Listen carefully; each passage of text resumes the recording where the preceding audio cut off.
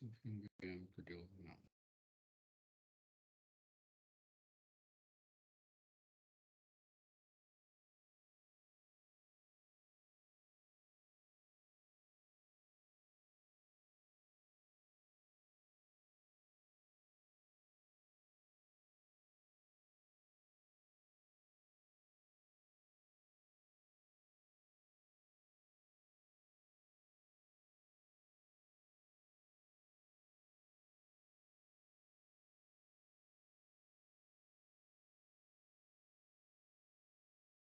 Um, wacht, iemand is dat meer dan nee.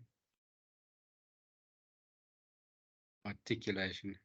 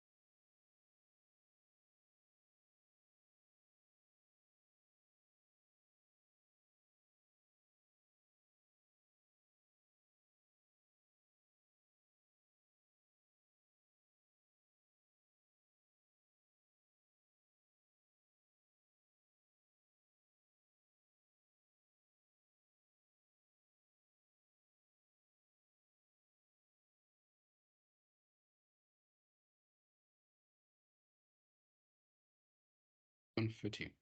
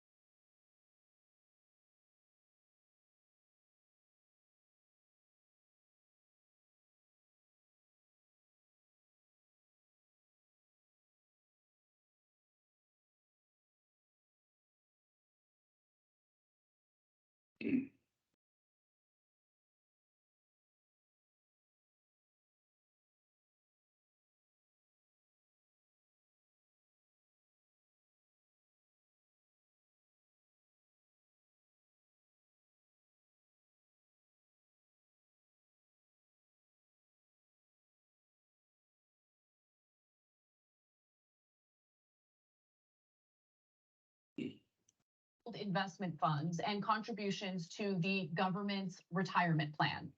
According to Gates and AOC, those are all acceptable forms of investment, and I agree with that. Now, this isn't the first time that AOC and Matt Gaetz have teamed up for legislation like this. Just last year, they both supported the Ban Congressional Stock Trading Act, which would have banned trading and forbidden members of Congress from serving on corporate boards. Now, unfortunately, the provision that bans congressional lawmakers from serving on such boards is not included in this year's legislation. It's also unfortunately hard to believe that this latest effort will pass. Just keeping it real with you all. There have been plenty of other attempts to stop members of Congress from trading, but they've always failed because many politicians are making a killing in the stock market. Check out this headline from a New York Times article written just last year, which reads, "Stock trades reported by nearly a fifth of Congress show possible conflicts," meaning conflicts of interest. The New York Times analysis found that 97 lawmakers or their family members bought or sold financial assets over a 3-year span in industries that could be affected by their legislative committee work. Wow, what a shocker. Looks pretty bad, right? Now, this issue is not only extremely widespread, but very much bipartisan. This is a bipartisan issue, and here's a visual that will help you understand it.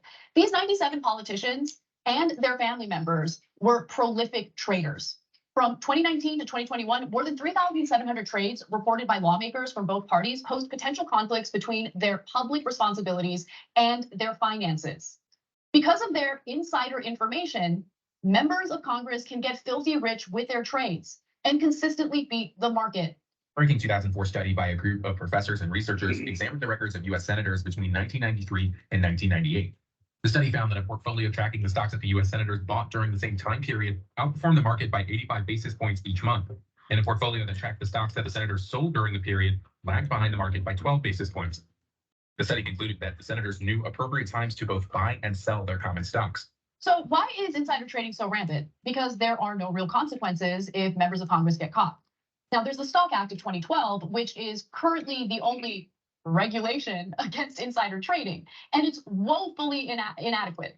While lawmakers who violate the Stock Act face a fine, the penalty is usually small. $200 is the standard amount, or waived by House or Senate ethics officials. Like, they have their colleagues waive it on their behalf. Like the $200, oh, steep. Do you know how many millionaires we have in Congress right now? While it's encouraging to see bipartisan efforts to end corruption, it's hard to get excited about it when so many prior attempts to end insider trading or just trading individual stocks have failed. Furthermore, Gates and AOC's bill should have even steeper penalties than just $50,000. I'm just keeping it real. Even a penalty that high could be chump change for a politician like Nancy Pelosi, who has 2 very fancy refrigerators, lots of expensive ice cream, and millions of dollars that she has made through trading individual stocks while she was a member of Congress.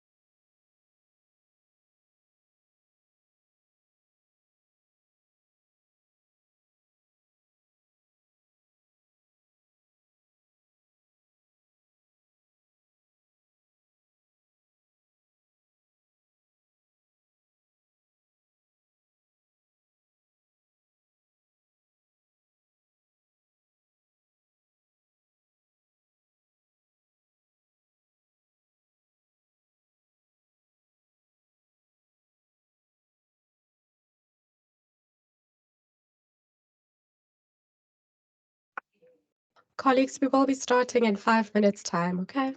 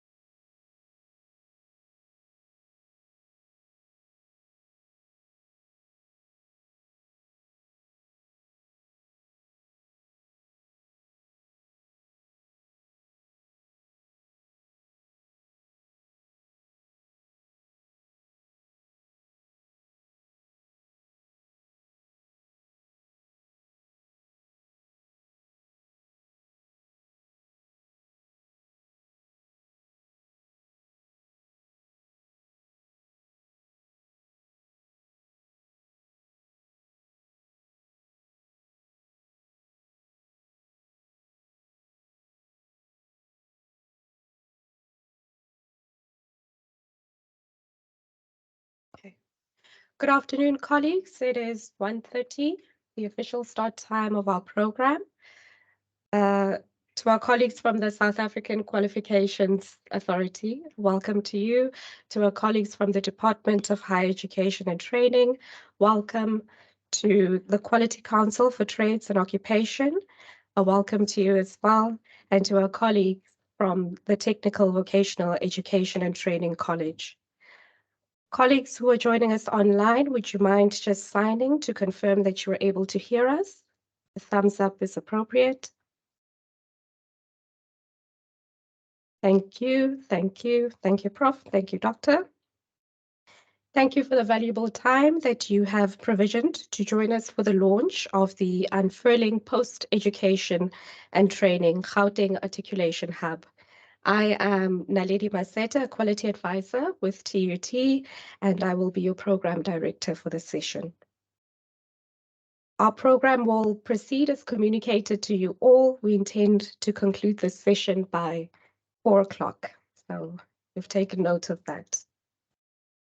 Before I introduce our first speaker, I would just like to point you to the intention of this project, and more detail will be provided.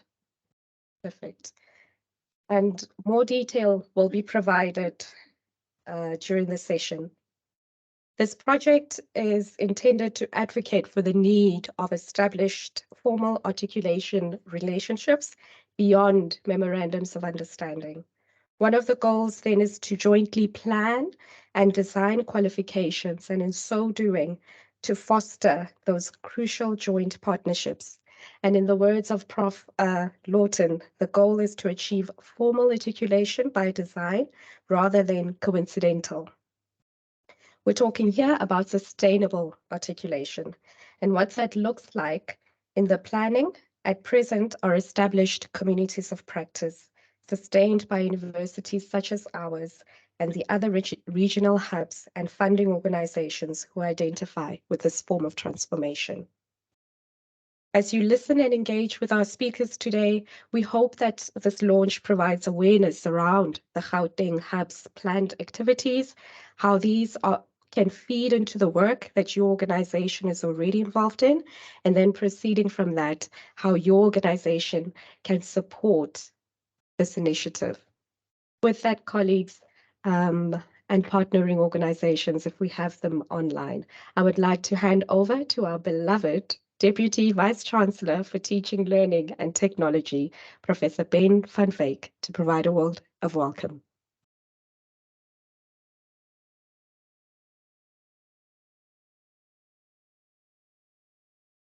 Good afternoon, everyone.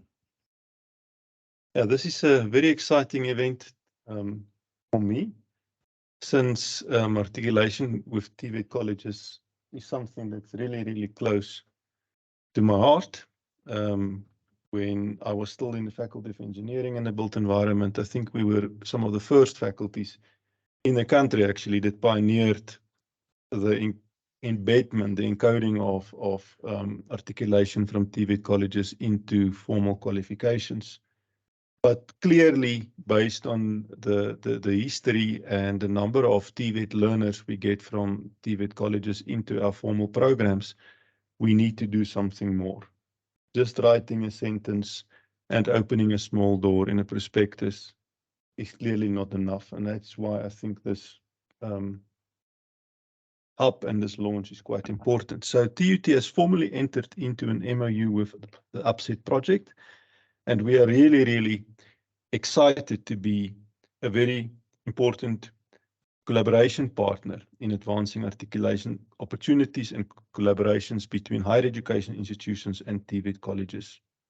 The support and drive of this project at a national level by the DHET and SAQA demonstrate the dire need to have this matter on our radar and to intentionally, and I think this is a very key word, intentionally work together in improving these collaborations. They need to be a free flow of learners from TVET colleges to universities of technologies and elsewhere, and that free flow is not visible at the moment. Furthermore, the project aims to establish 9 provincial regional articulation hubs, and TUT has agreed to foster cooperation in the establishment of the TUT Gauteng Articulation Hub, and we are here today for the launch and taking of hands for the success of this initiative. This hub will focus on 3 things. Number 1, the development of institutional articulation implementation plans with participating TVET colleges. And once again, we have a number of partners and MOUs with TVET colleges, but we haven't formalized the flow of students. And this is our opportunity. Number 2, the establishment of protocols for jointly offering new qualifications, such as higher certificates in collaboration with TVET colleges. Number 3, the establishment of processes for tracking transitional articulation students and providing academic development support to these students where applicable. We all know that transitioning from one system to another, whether it's school to university or TVET college to University of Technology or elsewhere, could be problematic if these systems do not integrate and dovetail with each other. We also welcome other spin-offs which may emerge from these engagements. And then with today's launch, we as TUT wish to commit to the MOU signed and to also cement our relations with our colleagues from other higher education institutions and TVET colleges in the Gauteng region so that we achieve mutually beneficial outcomes and experiences to support articulation within the education sector.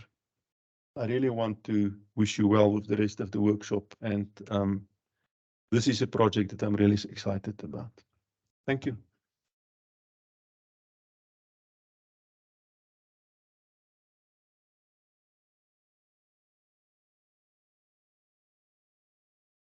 I think Prof points to something quite crucial there, the intentional work together to improve this collaboration.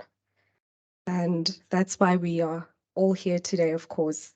National imperatives envision and equitable, diversified and acceptable post-school education and training sector.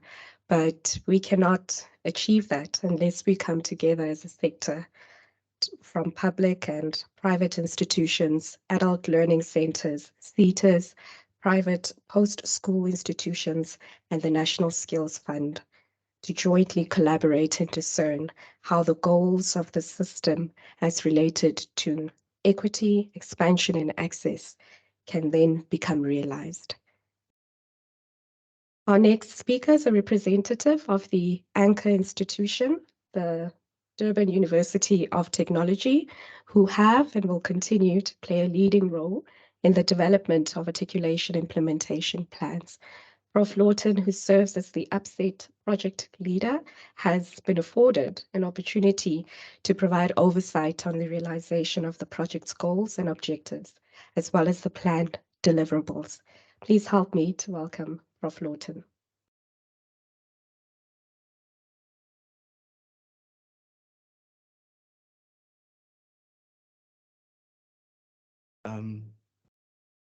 Is it? Thank you. Yeah, while I'm being assisted, you've heard of death by PowerPoint. I want to introduce to you debt by PowerPoint. And it basically goes a little something like this. At the beginning, I owe you an explanation. By the time we end, I'm going to owe you an apology. And I'm going to explain why in a couple of seconds, especially while this has been done. I use PowerPoint only because I know that I have the capacity to go off the train of thought. And in the end, when I come back, I realize, oh, there's so much that I should have said but didn't. On the other hand, I find PowerPoint very distracting because I have to look at a screen, and I find the screen very limiting because if I need to walk, the screen doesn't walk with me. So quite often I walk around with my cell phone, reading from the cell phone to make sure, one, I remain on point, and two, I get to exercise with my whole body what it is that I'm trying to say. So there's the explanation that I owed you. Hopefully it will forego the need for an apology later on. Thank you for your time. Simple title, towards the implementation of articulation within the PSET sector. And there are some people in the audience or across the country would say, that's a little bit bold of you. What makes you think it isn't being implemented already? And the simple answer to that is, it is. It's just been done relatively haphazardly. And yeah, let me keep on the point, because if I just take the word haphazard and move with it, somebody's going to have to wave to me and say, come back to the point, please. So let's talk to the PowerPoint. Articulation in general enables student mobility within and among the institutions that comprise the PSET sector. That's a fact. That's something that's enshrined in the articulation policy. It was what was planned decades ago, and it's happening. So why are we here? Articulation essentially can be captured as the academic credit accumulation and transfer, recognition of the equivalence of degrees, and recognition of prior learning. A well-cited document from the World Bank. And then finally, implementation of sustainable articulation networks that were precipitated by the articulation policy that was promulgated in 2017, fancy words. Many have not yet materialized or gained sufficient traction. How do we know this? A lot of our work is based on 5 years of work with SACWA and DUT, in which we explored the enablers and challenges to articulation within the country. And we found a whole host of things that are worth reporting. And eventually we thought, okay, if we just say these are the challenges and we don't do anything about them, well, we might as well not have done the research. It's worth repeating, by the way, that's why it's on the second slide, intentionally. Implementation of sustainable articulation networks precipitated by the articulation policy in 2017 have yet to gain traction, and some haven't even materialized. We found in the baseline survey that there's a high prevalence of pockets of excellence almost in articulation initiatives, but they're supported through informal networks. Yes, there were some that were formally supported. This institution was an example of one of them. You had at one stage a memorandum of agreement with 21 TVET colleges. It's like, wow, that's inside and outside the province. That was great. A number of other universities were able to say the same thing. But in the end, we found a number of things, which I'll come to in a second. But let me conclude the slide that I have to do that part. What has enabled articulation largely is the commitment of individuals working in partnership across institutions where required.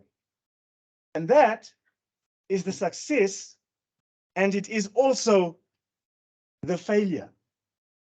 Why? Because articulation has often relied upon individuals from different institutions who know each other, who work with each other, who make change, we make progress, and things are happening. And then suddenly, one of the two partners or more are either promoted, BBC Teaching and Learning, for example, and then honestly, you no longer have time to do all the other nitty-gritty stuff, or the person moves to another province. And then the fragility of the articulation arrangements becomes apparent, because who's going to be doing the work instead of? And you realize in some instances that it was not really formalized. There was just an arrangement that was informal. And granted, some of these produced lots of students articulating from the TVET sector and qualifying, but they're not sustainable. So the way forward, after SACWA DUT work completed, we make recommendations to a whole host of people. And for a year or so, it felt like we were talking to people who were deaf. And then an opportunity was afforded for us to participate in this program under the auspices of the UCDP collaborative subgrant. And so we suggested, as a way forward, what we should be doing is coordinating on a national level articulation implementation plans that speak to the goals of the white paper, he said. We're bold in saying we want to be guided by the findings of the research partnerships between SACO and DUT and other research partnerships. And there it is, one way of addressing the fact that often the initiatives rely on individuals is to remove the dependence on the individuals from the equation and let the articulation initiative rest on an office. Now, that does not necessarily mean you have to create through HR, but when somebody leaves, we wave them a fond goodbye, or we wish them well in their promotion.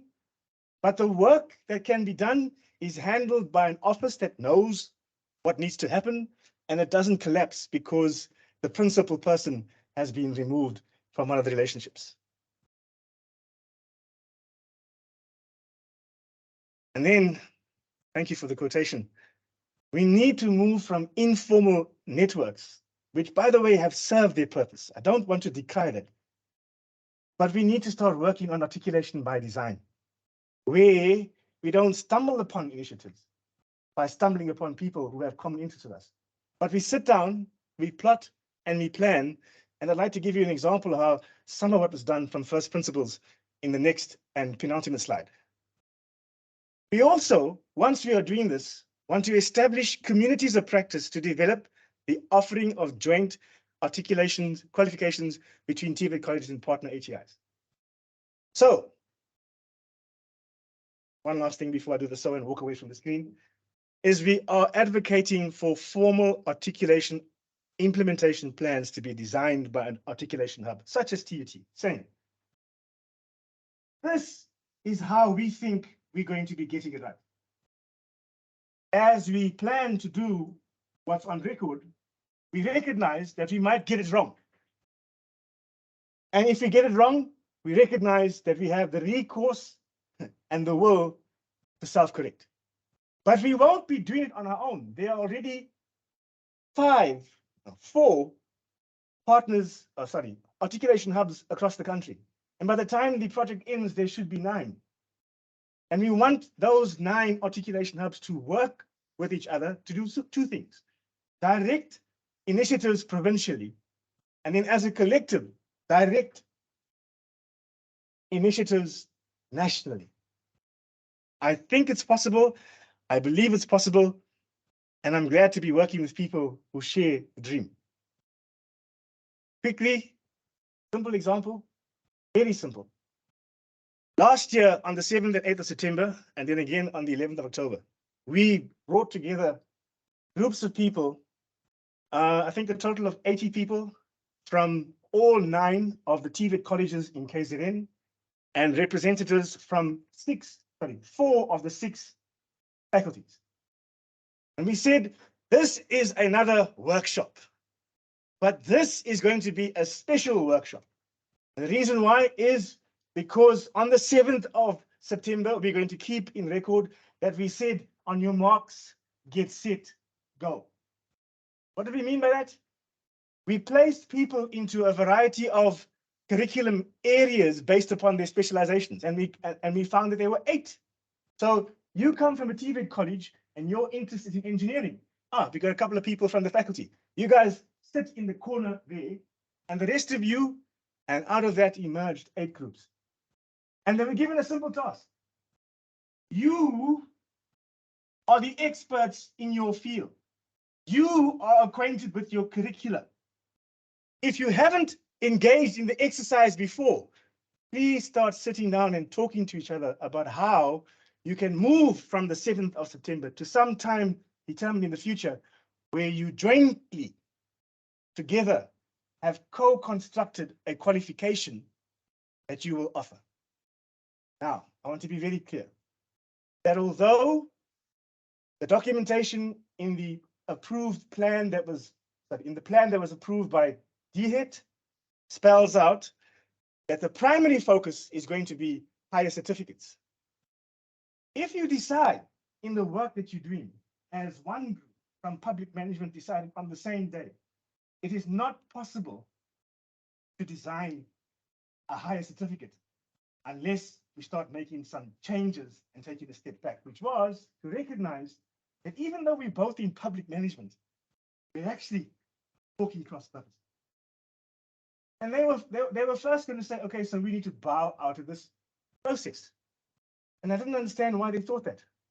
Then I realized it's because I've been overemphasizing the higher certificate. It's but one means of doing so, but not the only. And in fact, the target for this entire project is to come up with 4 new or revised jointly offered higher certificates. You might ask, gosh, that's such an ambitious project. Why only 4? Anybody who's involved in working with another institution offer a joint qualification to know what you heard from Sakwa. What were some of the questions? Why does it take so long to deal with you? And while we're dealing with you, we deal with issues that we dealt with the CHU. It takes a long time. Before we even got to Senate approving a documentation, we had to spend nearly a year tasting some of our partners. So in a 3-year project, it's unlikely to produce 9. That's why we set our targets conservatively. Back to this management group, they then decided, okay, if we don't have to do a high certificate, we can breathe easy. And they have been the one group that have been leading the blaze, trailblazers. To the extent that they were contacted by the director of the TVET within DHET to join him and his team on the recurriculation process and some of the work that's been done in TVET, because they made the claim, some of the work is outdated. We don't want to walk away from it. We want to say, can we do something that will lead to articulation in the end? Now, I have on the PowerPoint 3 models, and it's not rocket science, by the way. You either come from a department in a university where you have a higher certificate in your suite of qualifications, and you want to polish it up for the purposes of offering a joint, I beg your pardon, a joint HC with a TVET con. That, I think, will be the easiest approach. Or you can start from scratch and jointly develop the offering of a new higher certificate. And the third version is the joint development of an offering of a new cluster or sector of programs. That's those two things. The third one possibly needs some explanation. It comes from the work that we've done in the Department of Mathematics at DUT, where based upon the fact that the supply of students from DBE in possession of, I'm going to call them appropriate mathematics and physical science results, is on the decline. I can't say that and stop there. On the decline, when pitted against the growth in qualifications that require maths and physical science passes. It's almost as if the one hand is not talking to the other. In fact, if there is a left hand and a right hand, they're not joined to the same body. That's how bad it is. You look across the country, how many new engineering qualifications have been offered since 2014? How many new health sciences degrees have been offered? Okay, let me just cut it down to size. How many new qualifications are there available that weren't available 6 years ago that now require, for admission purposes, you must have a level 4 pass in mathematics and you must have a level 4 pass in physical science? And how many of the people who designed those qualifications stopped to think about, so how many students are coming to the system in possession of these qualifications? One look might have made you think twice. I have, if I were a gambling man, not, I would reliably predict in the next 5 years, we're going to be stealing from each other these valuable students who leave high school in possession of maths, core, level 4, physical science, level 4. What we've decided to do is to kind of pause on the work we do in schools and decide, let's catch a group of people who just miss the level 4 pass in mathematics or physical science, both. And then provide them with an opportunity through a higher certificate to gain access into cognate qualifications. Why the emphasis on the S? Because there are so many qualifications requiring the maths and physical science that it didn't make sense to confine it to engineering, health sciences, applied science. And so we have a higher certificate in its third year of operation now that is a that is a pathway to at least 6 different degrees or diplomas. That's why we're recommending now that what might be appropriate going forward is, for example, if you can imagine this, a higher certificate in, let's go for health sciences, that will take the core components of a health science faculty and offer them in the first year, so that that higher certificate will then be a segue into a number of, not necessarily all, but a number of health sciences qualifications. It's just an idea. Why? Because one of the things that you'll be addressing in a qualification are all the things that over the years you realize are holding us back from reaching our enrollment targets. Now, if I'm speaking to people who don't have a problem with reaching your enrollment targets, fine, I apologize. Then eavesdrop on what we do. And then before I stop, this is where I owe you now the apology. Because I've left out a lot in order to even working, in order to make sure that I don't keep you there too long. But one of the things that I want to say is, you think that with all of these universities, and most of them universities of technology that have articulation arrangements at TVET colleges, we would be able to successfully track all the students who've transitioned from a TVET college into a UOT and graduated. I have news for you. To date, we're aware of only one university that has done that in the thousands. The next university down, and this is a circa 2018, 2019, is in the hundreds. And 2019 or 2020, when the CHE was asked to intervene and write to all 26 universities asking, so what are you doing? And in articulation, one of the questions that was asked was, so roughly how many students are transitioning through TVET? What I found fascinating, a master student of mine and I were working on a set of, on the performance of a set of students that he had tackled. And there were roughly 185 students over a 5-year period. Our MIS scans for where are these students, comes back and reports in the last 5 years, 30 students have transitioned and are in the system. Which makes me wonder how many others got it so horribly wrong. And you may ask why, and it's a simple answer as I sit down and say thank you. The dogs are waiting for me to say thank you. A simple answer. We rely on the senior certificate, the national senior certificate, as evidence that you met the requirements as you come into university. So if you went via a different route into the university, for example, TVET College, for some reason or the other, electronically and otherwise, we still stick to the national senior certificate.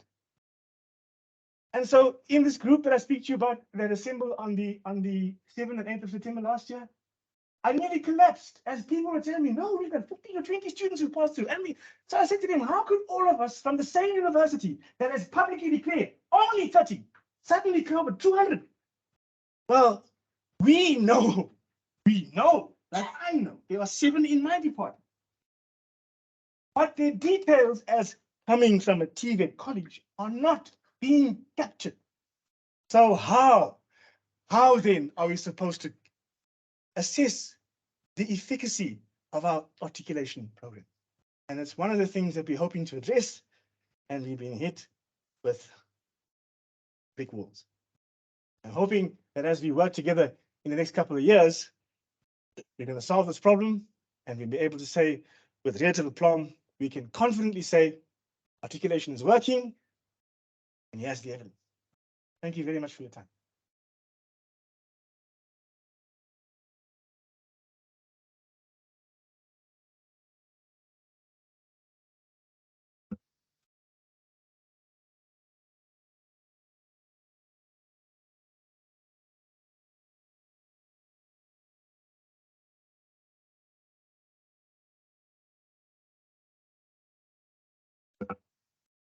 Thank you, Prof. A very important point that was touched on there on co-constructing qualifications. We all know that as part of program design and development, we seek to have a set of exit level outcomes for our students that we hope that they will achieve. And if our intention is to be equitable and open up access, then the designing of these qualifications should take into consideration the kinds of competencies that students from TVET, from the TVET sector, would possess that we can then build on to ensure that they reach those specific exit level outcomes. Our next set of speakers are from TUT, and they will seek to provide an account of our current intentions undertaken by TUT and what this means within this context. Will you please welcome Professor Jansen van Vieren and Mr. Beitendag.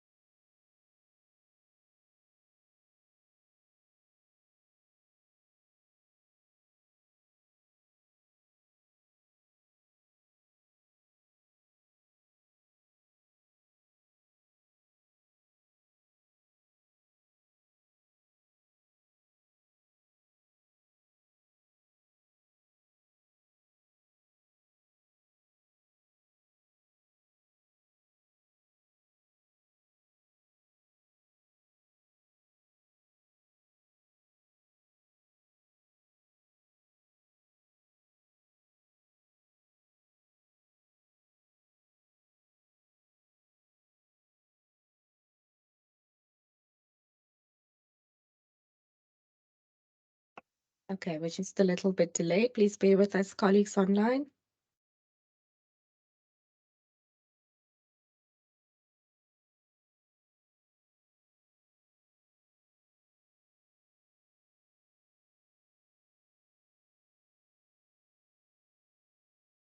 While we wait, can I just add something to the presentation? I think we've only spoken about one-way articulation from TVET College to UOTs. But for this to work, there also needs to be articulation in the reverse direction.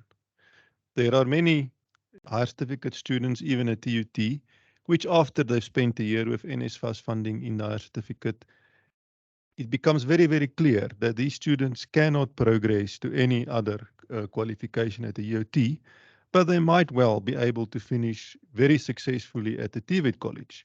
And those students need to also articulate seamlessly then into the TVET sector, whether that's at N5 level or N4 level or whatever it might be. So I think we need to just keep that in mind, and also keep in mind that as a sector, we will have to engage NSFAS on the funding of higher certificates and then the subsequent funding into cognate qualifications after that, because that is at the moment a very, very big problem for students who cannot afford their own studies. So I think we just need to park those two things as well.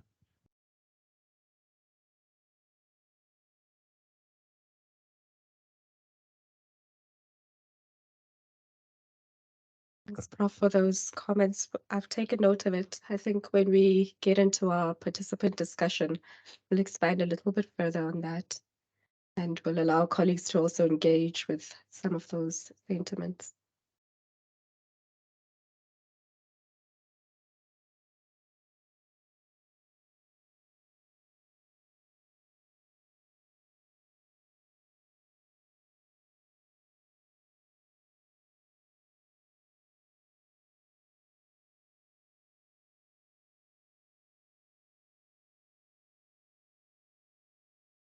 a little bit interesting. Like Prof. Bennis indicated, is that TUT's collaborations with the TVETs are already more than 15 years. We started when they started with computer science and IT in the TVETs. We started with training in the TVETs at that stage for the TVET lecturers. Also, we had the Higher Education ICT Association at that stages. And as part of the Higher Education ICT Association, we also started working with TVETs. And one of the successful projects that we did at that stage as a Higher Education ICT Association was actually working with CPUT and the TVETs in the Western Cape, where they actually do the higher certificate with the TVET colleges. And they've got huge successes taking those TVET students into the CPUT, Cape Peninsula University of Technology, in the ICT qualifications that they've got in that university. And just a little bit feedback for the people that I asked them, give me some feedback on what your experience over the last 10 years were of this program done in the Western Cape. And what they said, it was actually very, very successful. They've got 3 TVET colleges that I know of that is working with them. And they said at the stage, there were more students coming from the TVET colleges into the IT programs than students coming from matric, although they also wanted students from matric, but they said it was so successful getting the students from the TVET. And the big benefit that they found was that the students came in the first year of a diploma. They got exemption for most of the first year students in the diploma because they did the high certificate at the TVET. And therefore the students they already only did 1 or 2 subjects of the first year, went on to the second year. And the big benefit they had from this program there is that students doing the diploma all finished in 3 years. Now, from our faculty side, etc., I can tell you that Aldine is here, but I think more the majority of our students currently in the faculty uses more than 3 years to finish the diplomas. So that means it is really a very good idea. What from their experience, what they've done, we were involved to help with the curriculation. It was a workshop of 5 days that we sat there to do the curriculation. At that stage, we also found that it's better to put the people together in one place, to do the curriculation together and do all the rules, etc., together, than trying to do it. This people doing a little bit here and a little bit there, they were really very successful in that.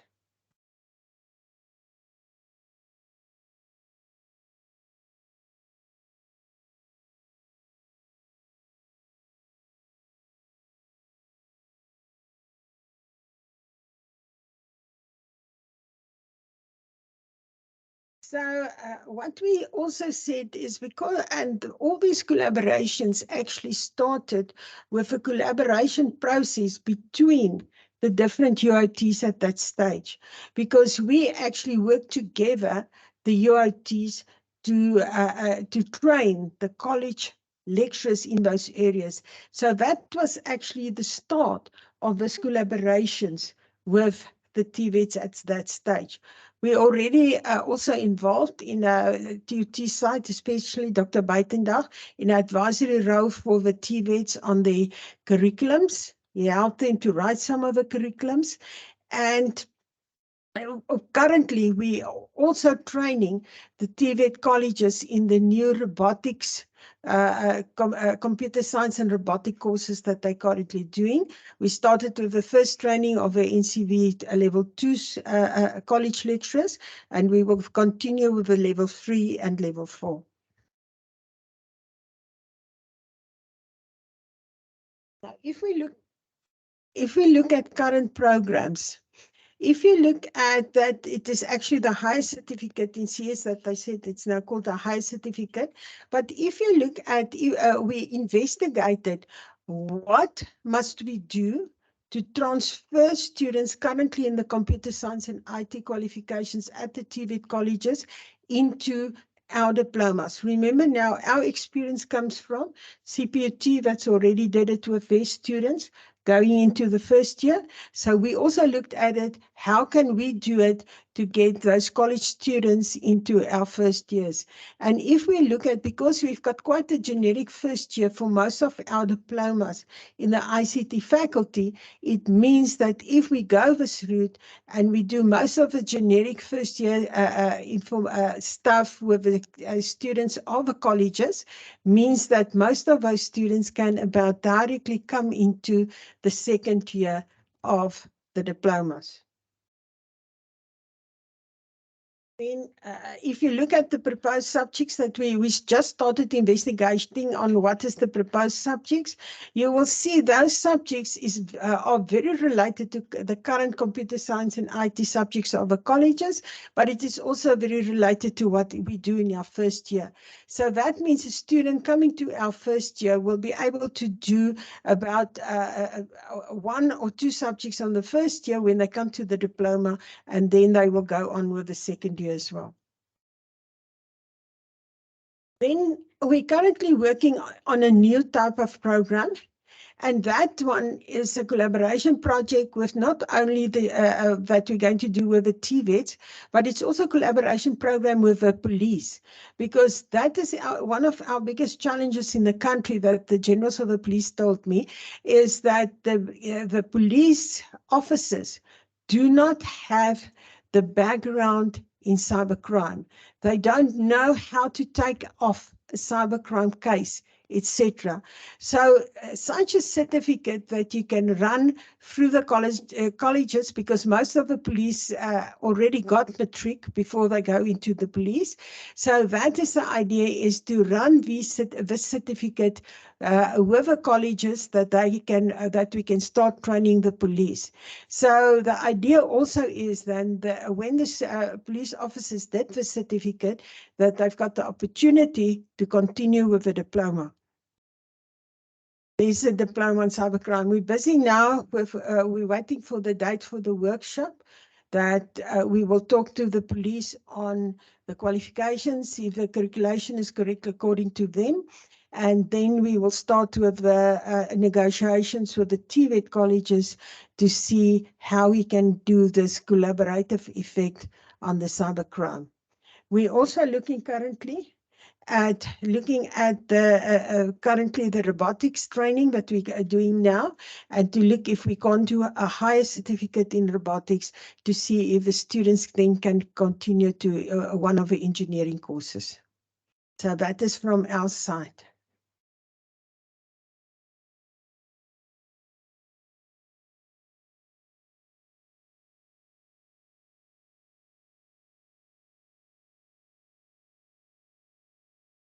I mean, honestly, we are an epitome of transformation. Cybercrime, robotics, already that even just demonstrates the innovative minds that sit here within this historically Black institution. Thank you so much, Prof, and thank you to Mr. Beitendach as well. Our next set of speakers are our external regulators and quality assurance bodies who play a crucial role in the success of such a project. We have SAQA as the custodian of the NQF, the Department of Higher Education and Training as the national regulator with the intention to provide strategic leadership, of course. And then we have the 3 quality assurance bodies. I think only one is here today for the Quality Council for Trades and Occupation. The mic will be rotating, colleagues. You don't need to come forward. You can just raise your hand and you can offer your message of support.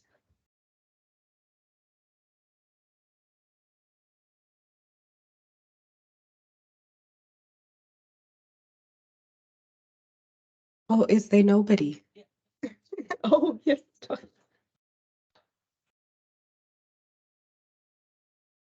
I do apologize. I was having a quick conversation about upset. So good afternoon, everyone, and thank you very much. Thank you very much for having us here. And firstly, I really want to congratulate TUT. It's a pioneering, progressive thing that you guys are doing.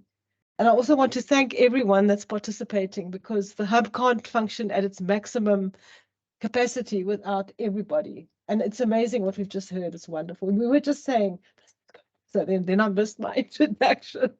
Okay, so I just thought I would leave you with 3 sets of ideas. I always talk too much, so I'm not going to try not to talk too much. 3 sets of ideas that feed into Upset, and then just some closing thoughts. The first idea, or the set of ideas, is that this Upset project doesn't come out of nowhere.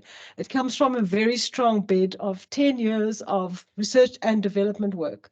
So I'm just going to mention, there have been quite a few long-term research projects that fed into it, and we can give you, SACWA can give you plenty of short articles, leaflets, longer articles, if you'd like to hear more. Yeah, I don't have a PowerPoint today. And the first, so in this body of research, I'm just going to mention 3 projects. The first one was a SACWA partnership with Rhodes University. And the whole research question was, what is a learning pathway? We need to understand what it is. And then the outputs of that are almost summarized. It was a whole lot of peer review papers, but it's in a SACWA Bulletin 2017 if you want to read about it. And we came to understand pathways, and I'll say more about it later. And Darren, I'm sorry, there you are. You might have spoken about it already. And I might end up repeating it, which isn't a bad thing. It's so important.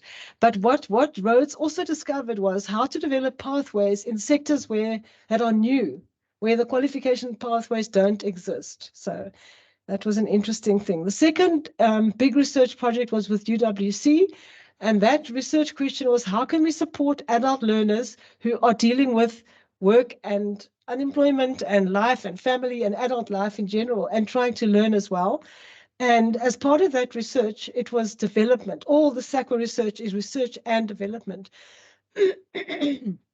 Excuse me. So that university, as part of it, transformed to become a flexible institution. So that research is captured in a booklet and a poster. So it's very accessible. But the big finding was that every aspect of the university needs to be flexible. The access, so one needs different ways to access, not just the traditional, we've heard some already today, but RPL and credit accumulation and transfer, but also once the students are in, flexible ways of supporting them. They actually, university opened, it went hybrid in 2012 already. And it had repeat classes, Saturday classes. It opened its library services for 24 hours, 7 days a week. There was a fairy godmother project which anyone could donate money to, so that any student in trouble could go for help. There was a whole basket of things that made the system flexible. But as I said, you can see that in a poster. And then the last research project I want to mention was SACWA DUT research, which I'm sure you spoke about, Darren, just before we walked in. And that included a national articulation baseline study. So the study identified good practices, and there were quite a lot, and some of those are written up in SACWA Bulletin 2018. I'm not trying to advertise, I'm just trying to make information accessible. So there's some very good initiatives, and the articles explain how the entities actually achieved the pathways. That research also included case studies and developing and agreeing around a set of articulation enablers. And so the Upset project grew directly out of this research. So there's all that knowledge from that project to also draw on knowledge and information. Okay, the second, and all these research projects, why I'm mentioning them, and there are others as well, there's a big RPL one, but I'm not going to talk about all the others, is that the Upset project, we are learning. We are learning from these previous ones. The second thing I want to mention is that South Africa has been spotted internationally for doing its learning pathways work, and UNESCO calls these things flexible learning pathways. And I'm going to read them out. So UNESCO did a desktop survey to see where in the world are countries implementing flexible pathways.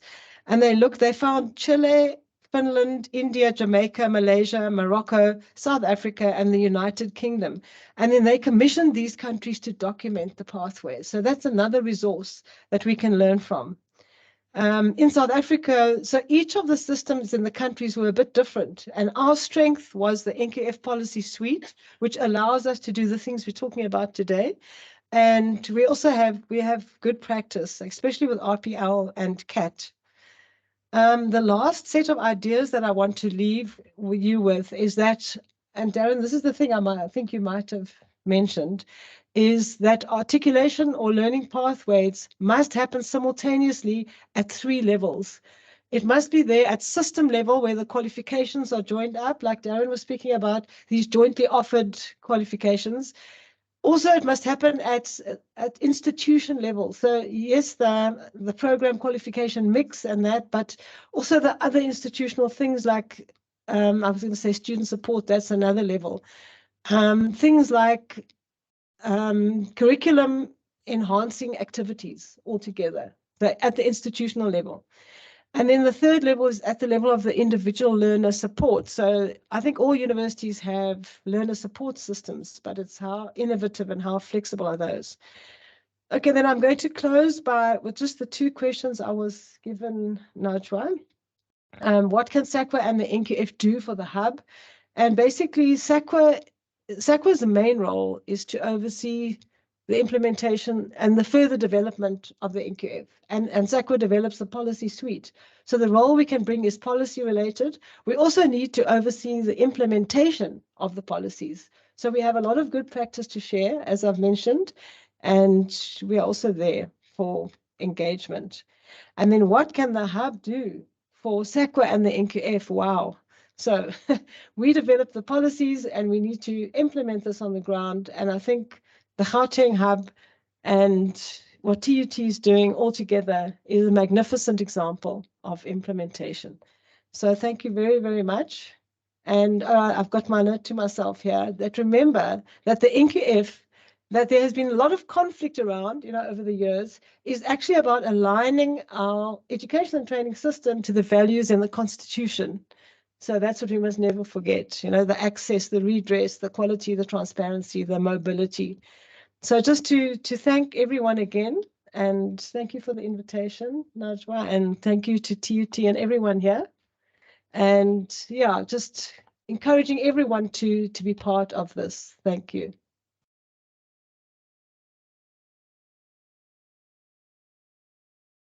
Thank you to Dr. Bolton, Director for Research, South African Qualifications Authority. May we please have Mr. Vele, the Director of TVET, Curriculum Development and Support from the DHET.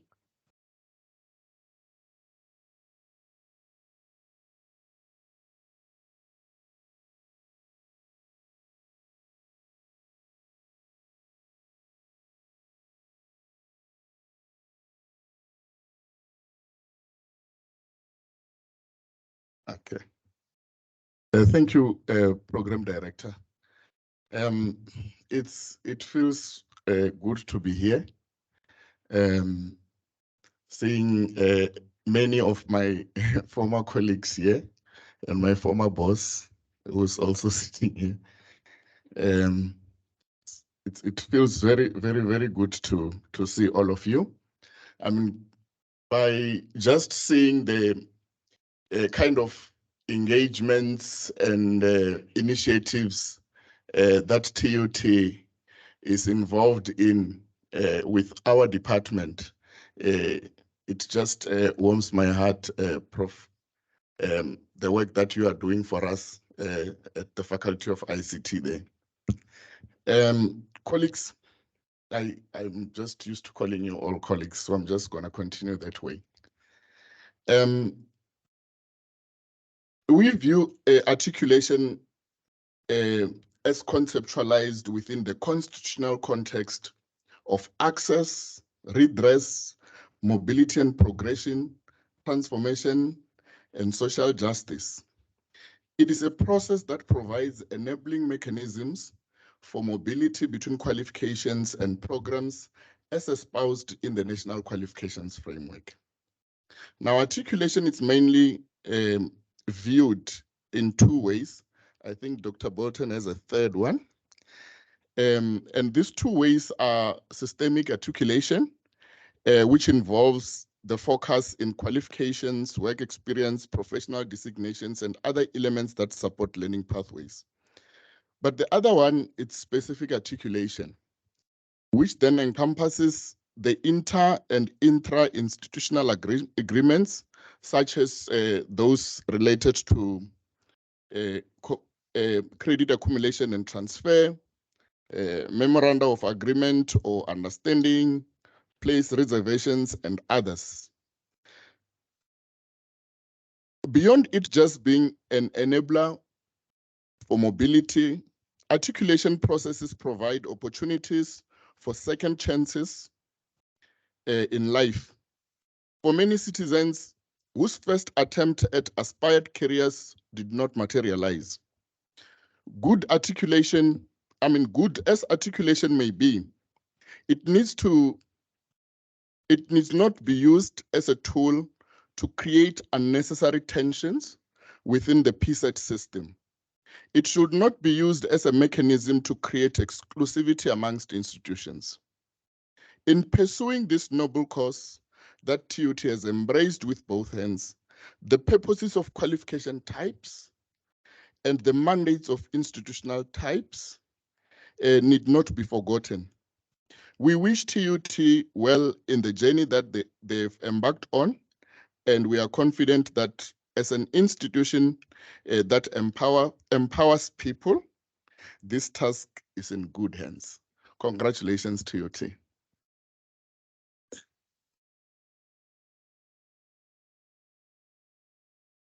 Thank you, Mr. Vele. May we have your colleague, Mr. Mudiba, Deputy Director? He's not here. Okay. May we then move to the Quality Council for Trades and Occupation, Mr. McFarlane, Director for Research and Analyses.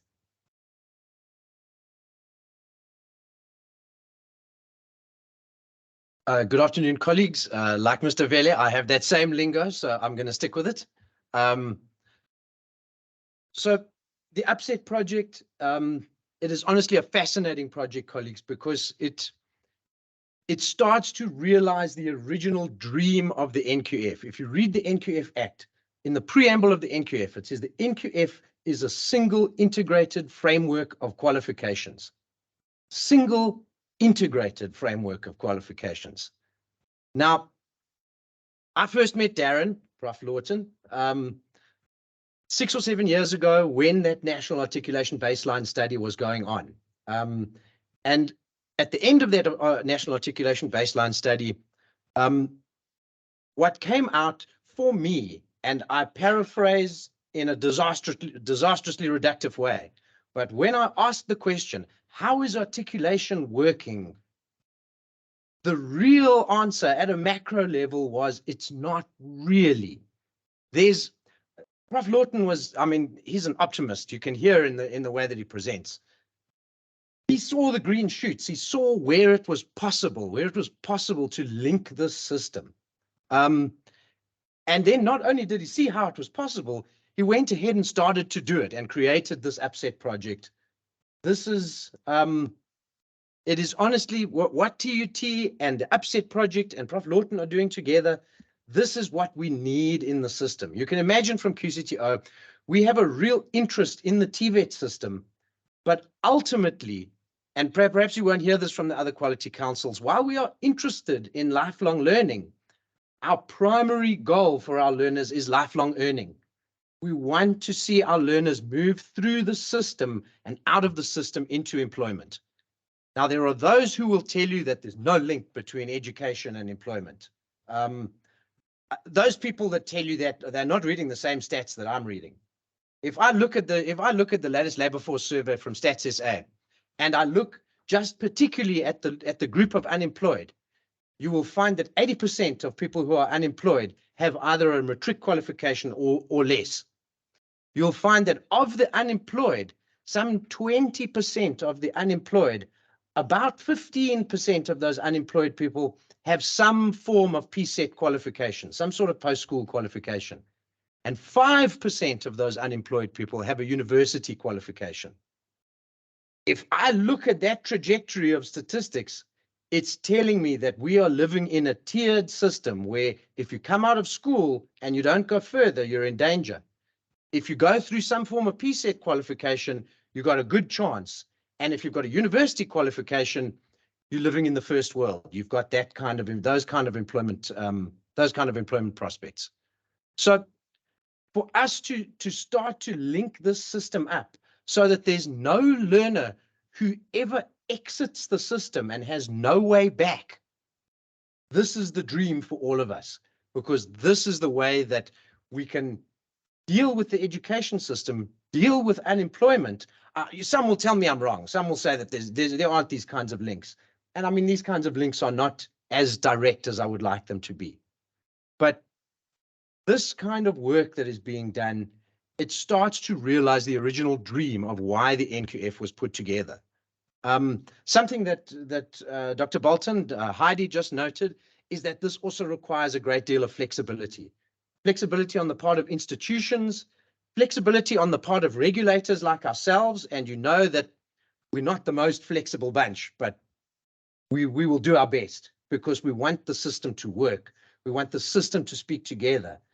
We want the occupational qualification sub-framework to link directly to the higher education qualification sub-framework, and all of them, both of those together, will rest directly on the general and further education and training qualification sub-framework.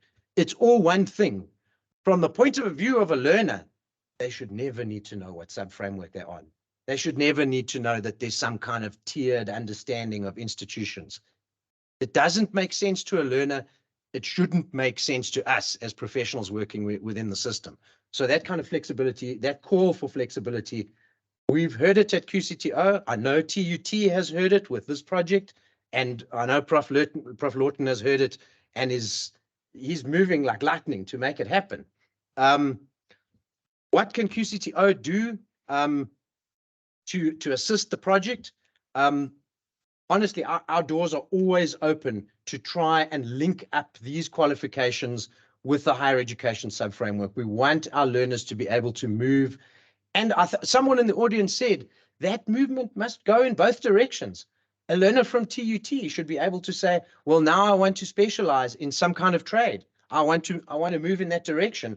It should be possible. It should be easy. And from the point of view of a learner, they shouldn't have to understand how the NQF works, because this NQF is complicated. For a learner, it should be transparent and the pathway should be smooth. So from QCTO's side, we design qualifications, we work on qualifications, our new occupational qualification sub-framework. Finally, hallelujah, it sounds and looks like the rest of the qualification sub-frameworks. We've got higher certificates, we've got diplomas, we've got advanced diplomas. And so that kind of articulation starts to become much smoother when the nomenclature and the types of qualifications are effectively the same. So come talk to us, and we can assist when it comes to qualification design, and particularly with working with TVET type qualifications.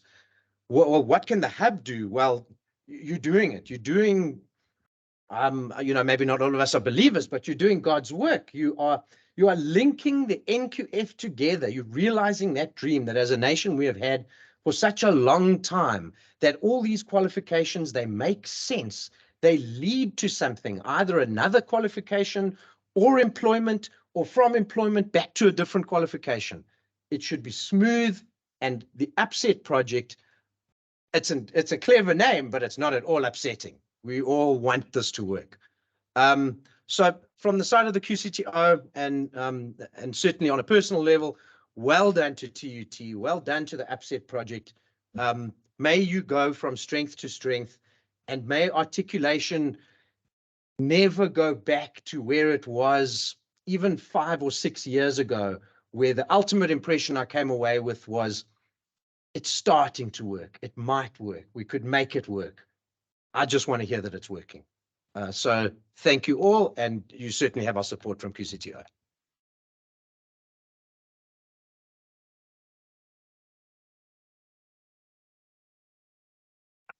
Thank you to our regulators and the Quality Council.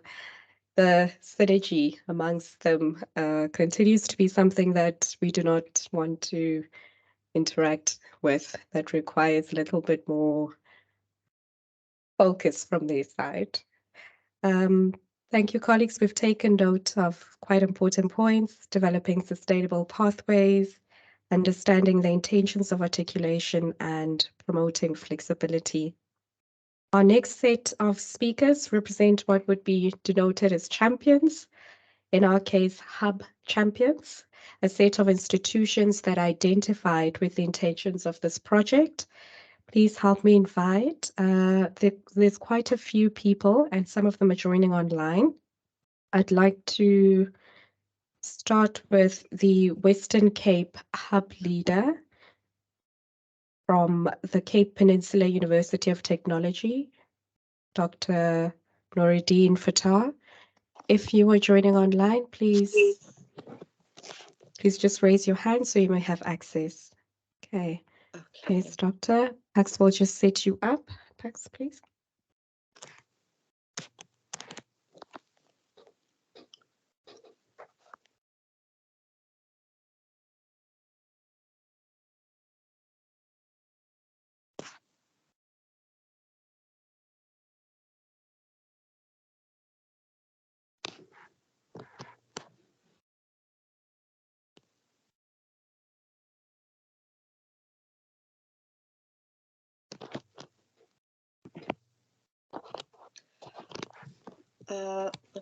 Good afternoon. Can I start?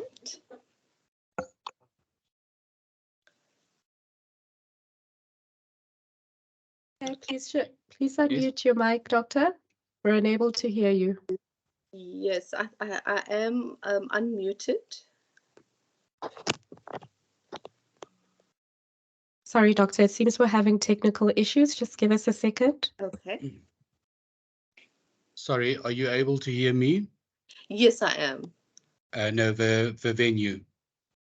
Oh, sorry. The venue? Okay, it seems the venue audio has been turned down. Let me just ask them to turn up their volume.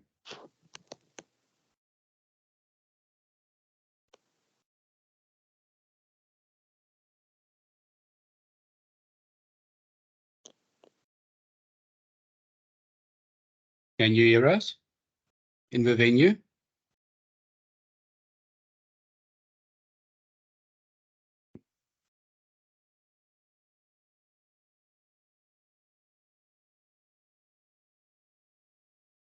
The system volume has been turned down. Can you hear us? Yes, we can. We have Okay. turned that up. Thank you, Doctor. You may go ahead. Okay, thank you very much. On behalf of the Western Cape Articulation Hub at the Cape Peninsula University of Technology, we wish to express our support for the Gauteng Articulation Hub. CPUT is one of the key members of the UPSET project and the regional hub leader for the Western Cape. So the UPSET project addresses critical questions about student learning pathways from technical, vocational education and training colleges and universities of technologies. These pathways are intended to provide high-level industry demand skills to students who do not have an articulated pathway into university upon completing their TVET studies. CPUT and the Gauteng Articulation Hub are part of a community of practice that champion sustainable articulation initiatives between TVET colleges and universities of technologies. Creating learning pathways and articulation initiatives through developing higher certificates would enable mobility and widen access and participation for our students in higher education. So, as hub leaders, we must examine our policies, such as our articulation and recognition of prior learning and credit accumulation policies, to ensure that our systems support articulation between TVET colleges and UOTs. We want to collaborate with the Gauteng Articulation Hub, share ideas, and build relationships to strengthen the post-school education sector. Furthermore, curriculum development, academic development, as well as student support should be the key areas of collaboration so that we can deliver quality teaching and learning and provide access to knowledge to our students. And finally, we believe that through regular meetings, workshops, seminars, and webinars, we'll be able to solve problems and challenges together as hub leaders and TVET partners. So congratulations to Dr. Mumtaz Banubai, the Gauteng Articulation Hub leader, for today's event, and we wish you well. And we're also saying, let's open up the communication and let's start talking, let's start collaborating and sharing ideas. So thank you very much. All the best to you.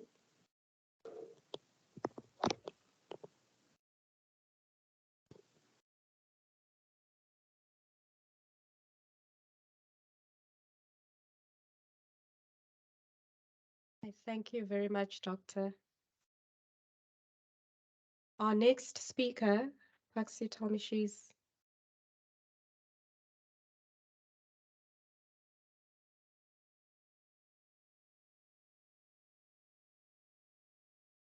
Mr. Ike.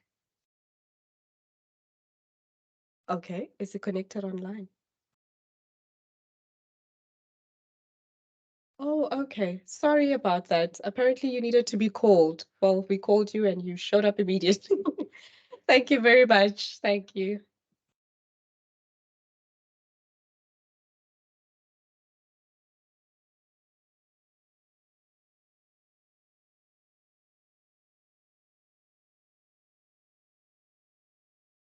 Thank you, Program Director, and good afternoon, colleagues.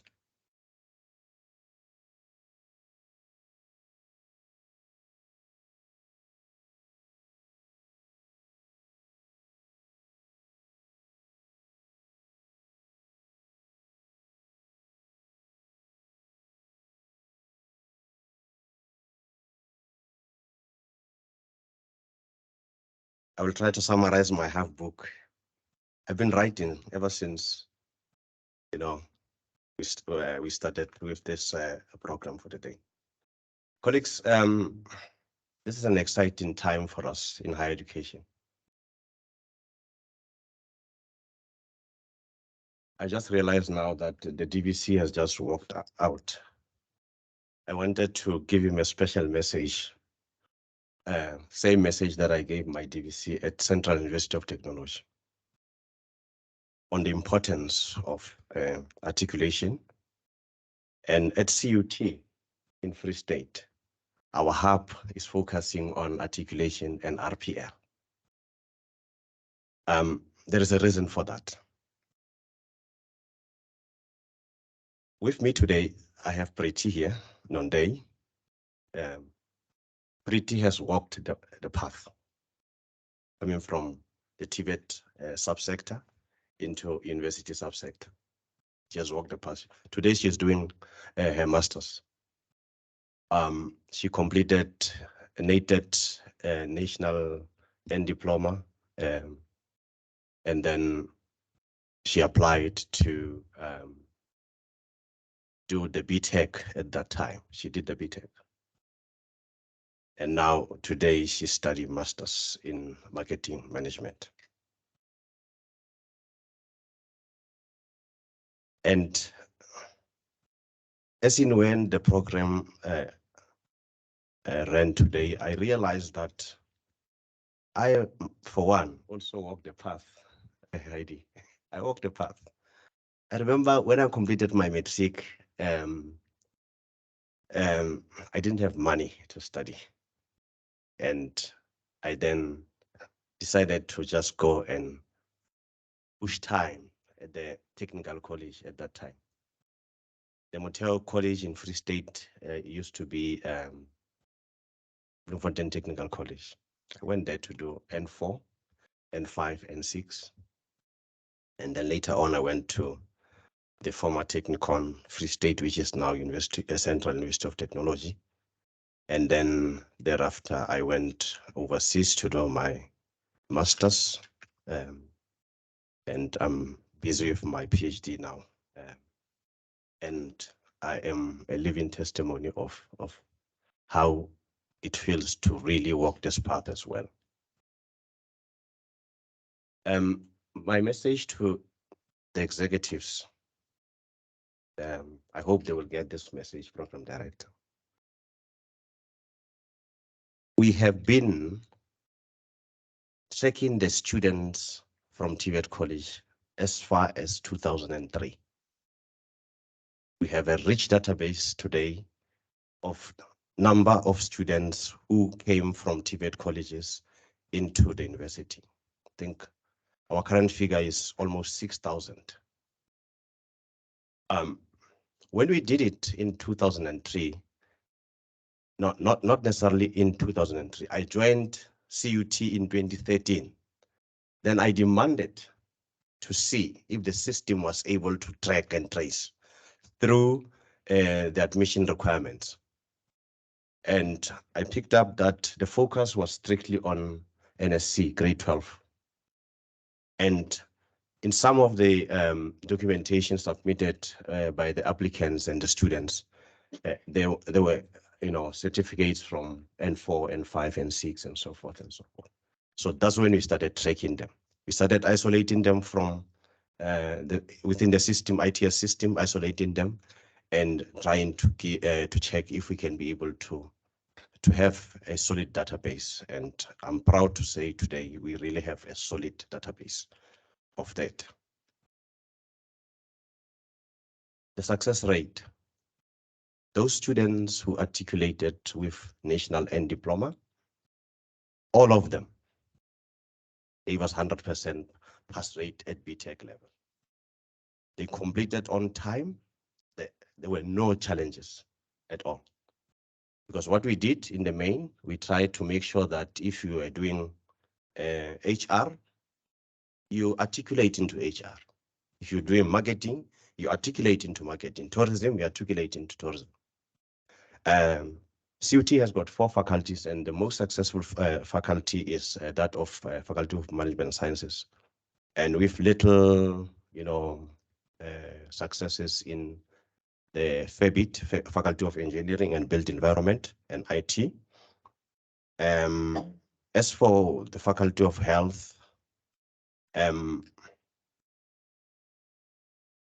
can't really say we did an excellent job in the sense that the programs at the TVET colleges are not really the same as those in health sciences. But the recognition that our health science faculty gave was that of, you come with your grade 12, you have enough score, but you don't have enough points or levels or grades, then they will recommend that to go to TVET college, just do mathematics, do X, Y, Z, and come back. And it is against that background that we are able to also attract some of the students that came from the school system and then went to TVET colleges and then joined the university. I'm really proud of that. And as I was initiating it after joining CUT in 2013, at that time I was coming from the Department of Higher Education and Training. And I didn't even know why I decided to do that. But in the main, if you recall, colleagues, the PSET policy was launched in 2013. And I think after reading that, I realized that the minister is looking beyond what the universities and institutions could be looking at. In conclusion, as much as we have this number of students that can be tracked and traced, we haven't yet developed a joint higher certificate. Last month, we had a workshop with all TVET colleges and other stakeholders. We also invited CETAs, we invited CHU, we invited SAQA, we invited Umalusi as well, just to say, can we sit around the table and look at, and QCTO as well, can we look around the table, can you sit around the table and look at possible programs that we can collaborate on. The interest is there from, and appetite is there from the TVET colleges, and some have already identified unique programs that are not even offered at the TVET colleges, as well as at CUT, but we are in the process of making sure that we are going to develop a joint unique qualification. And part of this is also to begin to just respond to the call by the minister. Colleagues at TVET will recall that at some stage, there was a call to stop NATED programs, N4, N5, and 6. At some stage, there was a call. But that was withdrawn because of level of readiness. So I suspect that call will still come back at some stage. So we need to get ready and build capacity within the TVET college staffing in order for them to be able to have, those qualifications. And if we work together as all hubs and drive these initiatives with all 50 TVET colleges, I'm definitely sure that we will make it. And above all, we will really appreciate the help of our quality councils, SAQA, CHE, QCTO, occupational qualifications in the main, as well as the sitters for funding. And in conclusion, higher certificates have been developed, but the biggest challenge is funding. There is this formula that NSFAS is using. To me, is definitely not user-friendly. Something has to be done. I know some other institutions are still getting funding through the sitters, but we need to streamline our processes and make sure that we formalize how the higher certificates are going to be funded. DVC is not here. I wrote a simple memo yesterday and presented to Senex. A day before yesterday, I presented that memo to our management committee, MENCOM, whereby I was saying, the student from TVET colleges requires 18 months of work integrated learning. We have our own students who also want work integrated learning. But can we, because in Free State, we have 5 TVET colleges, 4 in Free State and 1 in Northern Cape, can we at least accommodate at least 5 of the students who are looking for work integrated learning from the TVET colleges for that period of time? And that was welcomed by our senior management. And I wish that can cut across all 26 universities and 50 TVET colleges. I want to thank you, Program Director.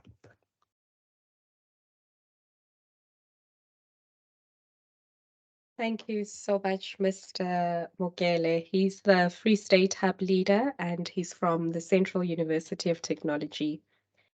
Our next speaker will be our Limpopo Hub leader from the University of Limpopo, Professor Ramaligela. I just want to confirm whether she's joining online. Could you raise your hand, Professor, if you're joining online?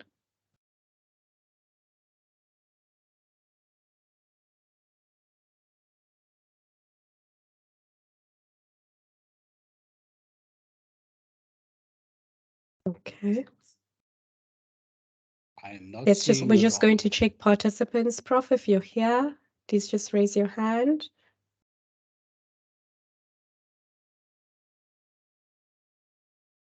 Okay. Unfortunately, we do not seem to have her. If she does join, we'll just leave a message in the chat and then she can just share. Our next speaker is joining online as well, the DVC of Teaching and Learning from the Vaal University of Technology, Professor Liddington. She's joining online. Thank you.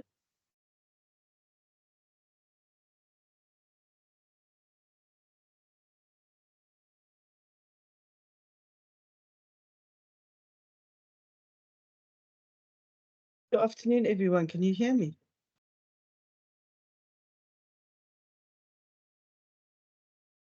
Can you hear me? Yes, we can. Oh, great, thank you. I must apologize. I missed the first part of the program. We unfortunately had the memorial service for the late Professor Dan Quadi, which ran a little bit over time. So if I'm saying things that people have already said, I do apologize. I'm going to start from very much a personal perspective because it's what drives me to some extent. What's always bothered me in life is these artificial barriers that we put in place in higher education. And it doesn't just start between TVETs and universities, it starts internally inside universities. We created admission requirements that I really do struggle to understand why we have them anyway. I do understand that you need to have get a admission into either a diploma or degree, but then we, for example, in the sciences, we're only really interested in English, science and maths, but then we put in extra admission requirements for students in other subjects, so that if a poor student accidentally decides to take something like woodwork and gets a G in woodwork, and then their APS doesn't add up to what they need, and suddenly they're excluded from higher education for something that's got nothing to do with what they're doing. And it doesn't start there. It goes on. Our progression rules sometimes, to me, are huge barriers, and they hold students behind, as well as prerequisites. And my question is always, why? Why does this one have to be a prerequisite for that one? Now, some of them are obviously logical, but a lot of them, the logic defies me. So seems that something that we've learned from our past, that higher education is an elite activity, and progressing in higher education becomes more and more elite. We then say things like, well, if you haven't got 60% in your final year, you can't go on to the next level. And what are we saying about our teaching learning? If a student's good enough to go to work, but they can't come back and study further, it's obscure. We don't put anything in that process to say, well, if you manage to do X, Y, and Z, we can actually get rid of this barrier for you. So barriers in higher education have always bothered me. And one of the discourses that also sometimes bother me is people talking about the massification of higher education being wrong, that we're creating all these students, whether they're from TVETs or higher education, and there's no work out there. But there's nothing to actually support that. In fact, if you go look at the percentage of the population that has some form of post-school qualification, the top 5 universities have at least 60% of their, countries with that have between 40 and 60% of their population having some sort of higher education qualification. All those countries have the best economic development in the world. They have the best healthcare in the world, and strangely enough, they're also among the top nations that are the happiest in the world.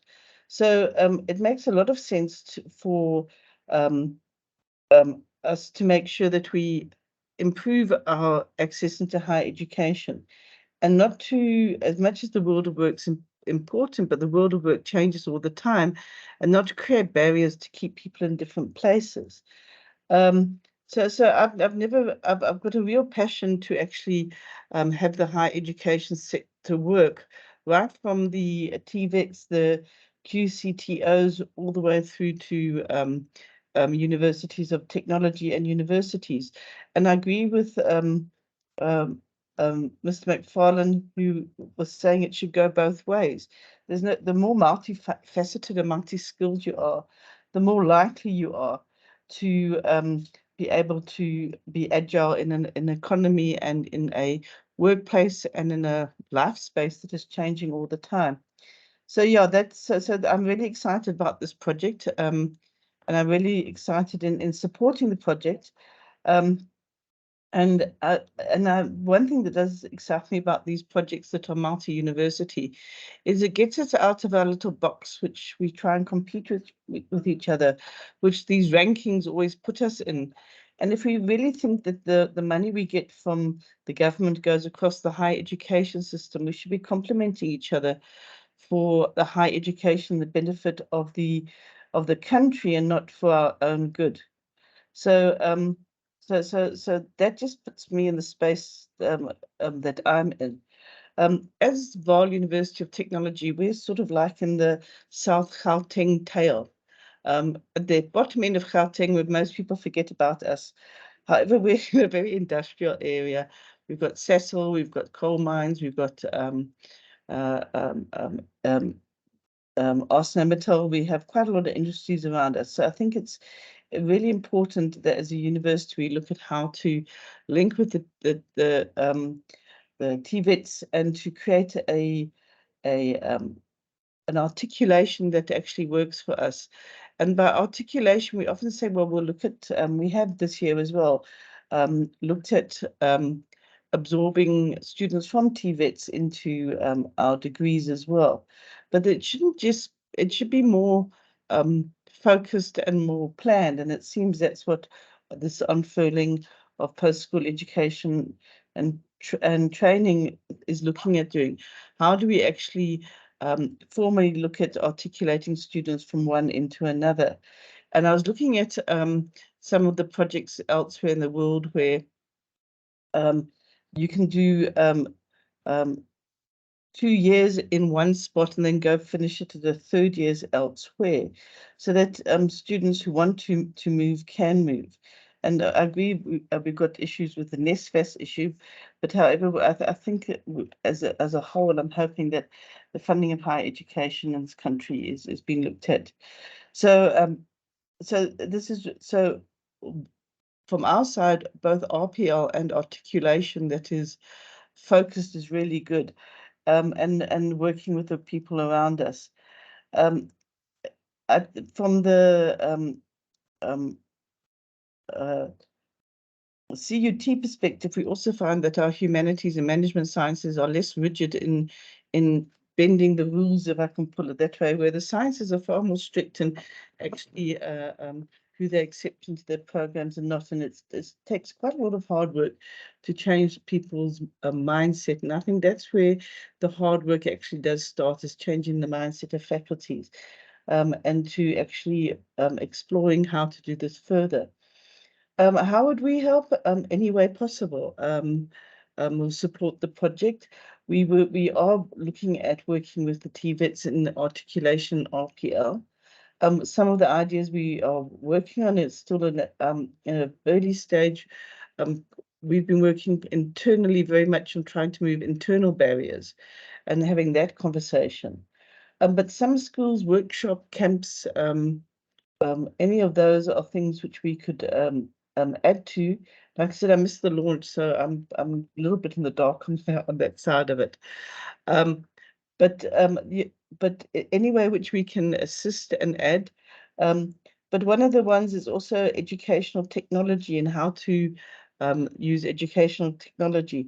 Currently, the Vaal University of Technology is teaching TVETs lecturers, improving their teaching skills. So I think that's one of the important parts, to improve teaching skills. Although I sometimes think that university teaching skills can also be improved. But that's another conversation for another day. So yes, you have our support in any way possible. And I would like to just end with a quote from Plato, if I may. He said, if a man neglects education, he walks lame for the rest of his life. So I think we shouldn't be, as a country, walking lame with all these barriers in place and neglecting our education. I think this is a really important project and it has our full support. So thank you.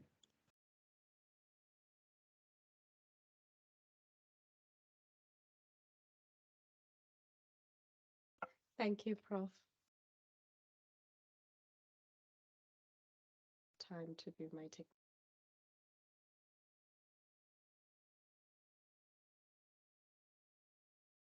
Okay. Our last speaker who is on the agenda before we open up to other messages of support is the Assistant Director for Curriculum Development and Implementation from the Ekurhuleni West TVET College, Mr. Tambe.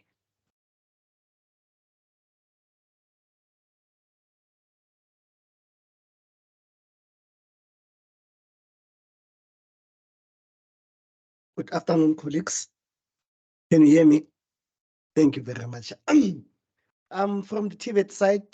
I am from Ekurhuleni East, not West. Yes, it's East. We have two that side. Thank you. From Ekurhuleni East TVET College and from even in other TVET colleges, we offer a support to the GP Hub. We support the motion. We'll assist with the sustainability when it comes to the issue of articulating our TVET students to the universities. We also need assistance, or we'll use this articulation as a benefit for our side, whereby we'll request the universities to capacitate our lecturers, because we have programs whereby we don't get our lecturers don't get training pertaining to the issue of the new programs. Like now in 2023, we introduced safety in society. Our lecturers just started running. So I think we're going to utilize the universities to assist us with the training pertaining to the content. Another thing that I want to mention is that we welcome the universities for articulation. This is going to benefit our institutions very well. And also, as the TVET colleges, it gives us a task to go and develop the graduation alumni systems, whereby we have a pool of students who completed TVET college for articulation purposes, and we'll encourage them to ensure that they go to the universities. Another thing is to bring NSFAS to strengthen their financial muscles. I think Prof and others have already alluded on that. We can have processes in place, but then where is the funding grid? That means NSFAS must come on board, whereby they will support the articulation system so that it can benefit our students. Collaboration between universities in South Africa and the TVET colleges. It mustn't be only TUT and DUT. We must call upon other universities like VUT and others to ensure that we support or we collaborate to ensure that across the globe or across the country, all the TVET students are benefiting.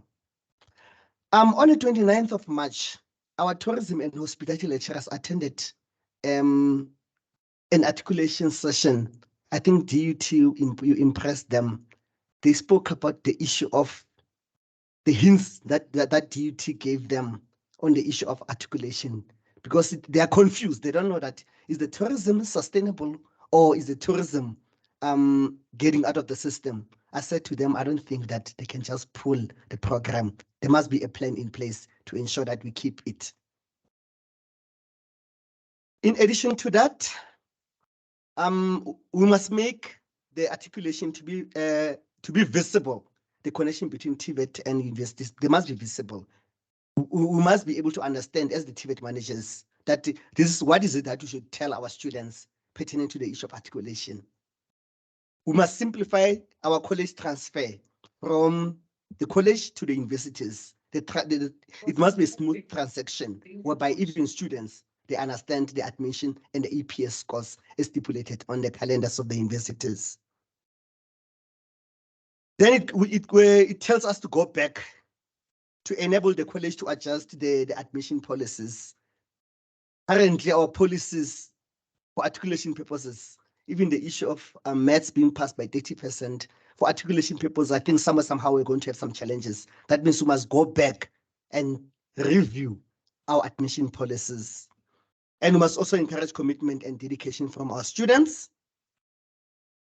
We must also have an articulation policy considering RPL as well. We do have students who are doing what you call occupational programs, where are we going to feed them on the articulation? That means our mandate between the TVET colleges and the universities must be clear so that we can be able to assist those who are doing occupational programs. We must also establish a research partnership between the TVET colleges and the universities. There must be research offices that normally research with the industries. That is what is the main of the TVET and the universities still relevant for articulation purposes. Sustainability of articulation as well, it is also important. We must have processes in place to ensure that we sustain the articulation process. Like in the TVET colleges, we do have the placement officers. So if you can have a sustainable articulation office as well within the TVET colleges, I think it is going to assist us. Also, the issue of packets of good practices, we must also share that across the TVET colleges together with the universities. I liked the previous speaker who spoke about the issue of competition. I think it's from VUT. The issue of articulation, it mustn't be a competition now. We must make it a smooth transaction whereby it will benefit our students. Remember, at the end of the day, we are here to empower them. Somebody once wrote an article that says that we are here to serve the black and the white child. So let's serve them with a great purpose.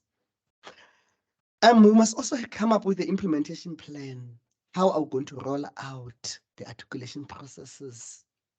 And how are we going to intervene where there are pitfalls or the challenges? That means we must come up with systems in place. I already spoke about the smooth running. We must also have the available marketing tools to attract students. Remember, in our site, we can teach them until level 4 or N6. How are you going to market our students? That means we must come up with available marketing tools that will attract them. And also DHET must go back to review the curriculum for transition, for smooth transition. The curriculum must be communicative. From TVET, we must know that we do from point A to point B. Then universities will start from here to there. That means we are going to act as a baseline tool whereby it will create a smooth running of the articulation processes. We must also create the learning partnerships in order to promote learning and development. Please, the issue of creating partnerships, it is important. Industry and education stakeholder engagement to ensure that the articulation is responsive to the industry needs. At the end of the day, our students are studying towards working. That means we must pull the industries as well. CITAS, where are you? SACWA, where are you?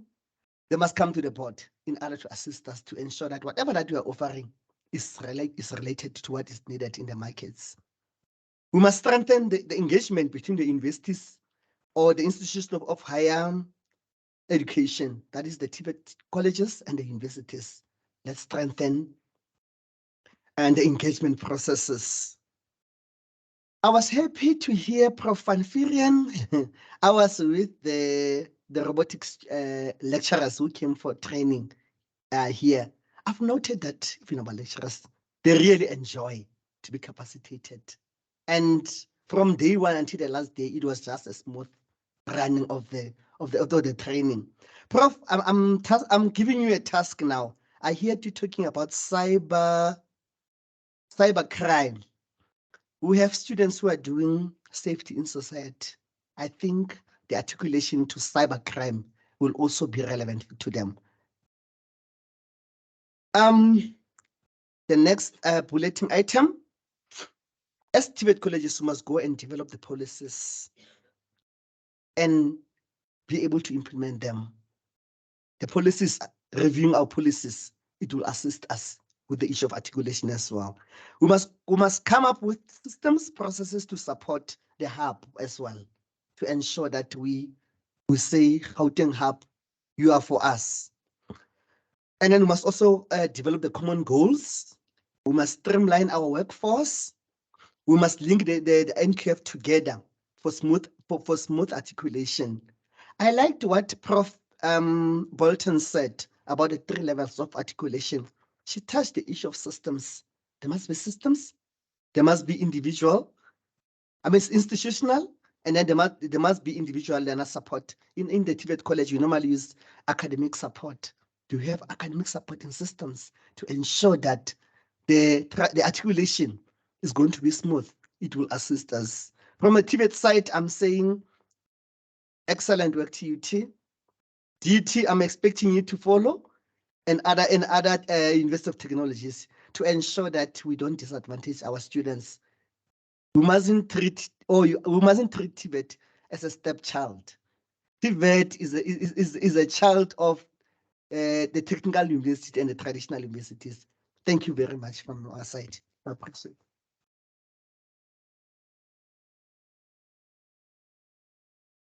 It doesn't get any better than that. Thank you so much. Thank you so much. Colleagues, if there are any individuals here who would like to share additional support messages, those joining us online, you may raise your hand if you would like to comment. The floor is open for any other additional support messages.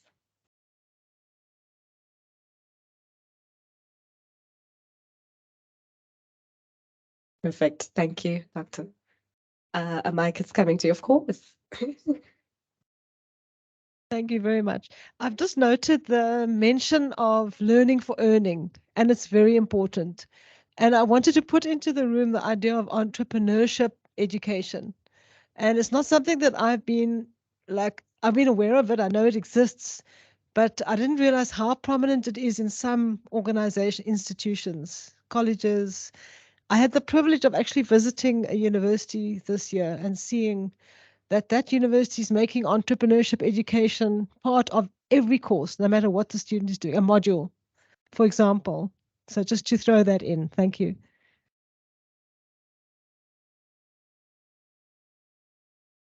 Do we have any other messages? Colleagues online, please raise your hand. Viv? Okay.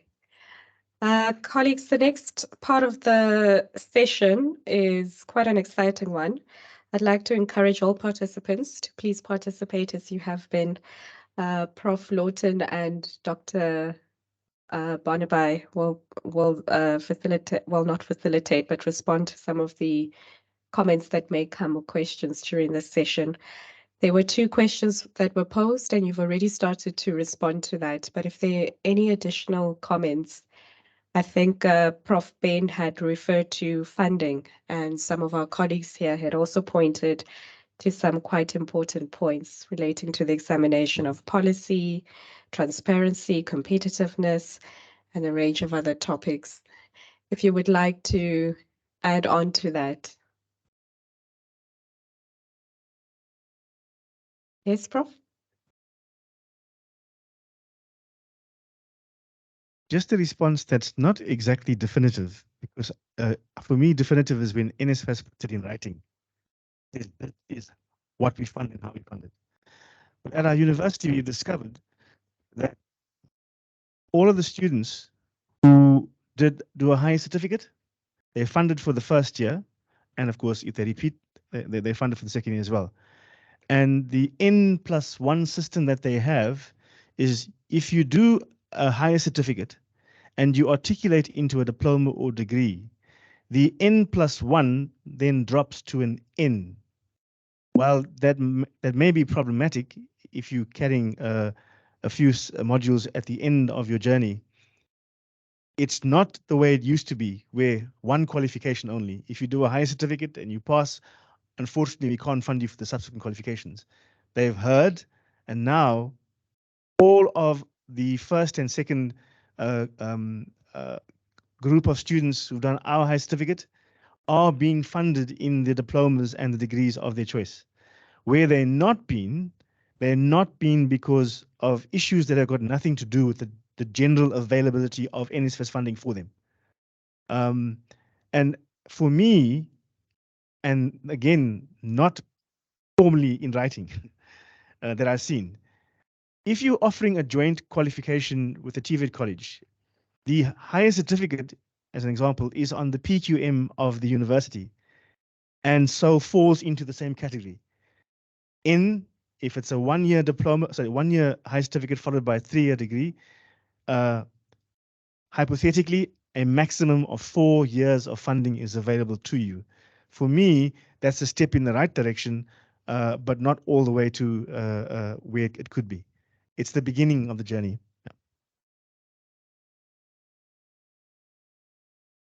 We have a hand here.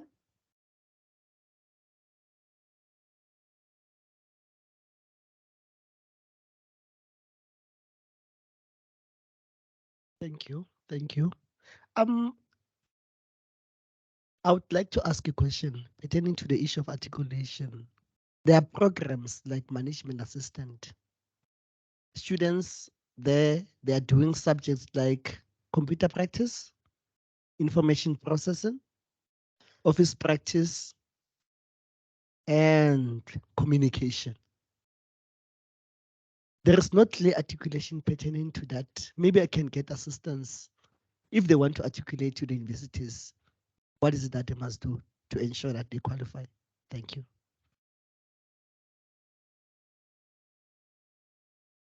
Would you like to provide sort of a general response to what the plan would be? The general response is there are certainly a number of universities of technology, and I don't know if TUT is one of them, that offer a program called Office Management and Technology. It has a variety of names. That, if I'm hearing correctly, what you've just described as a qualification, they sound like cognate qualifications. In other words, it's not a case of the sciences and then followed by public management or the other way around. And it's not just public management or management and management, it's specifically, for want of a better description, office-based. Yes. You have an office-based TVET qualification, and you certainly have office-based UOT qualifications. So what needs to happen is the people from the two different organizations need to get together and talk about whether there are synergies. And again, I always couch it that way. Forgive me, you can throw rotten tomatoes at me. I use the term whether there are synergies. The reality is there are as many synergies as you are free to look for. And if you're not looking for them, you won't see them. The fact that you have people who have contemplated the need for and the execution of a qualification at a TVET college that bears semblance to one at a UOT means there's bound to be if you look hard enough. I can't make promises because the people on the ground are the ones who make the decision, but I can't see why. The one drawback, the one possible concern I can see is they don't like us saying this, but office management and technology qualifications are usually not looking for students. In other words, they get full very quickly.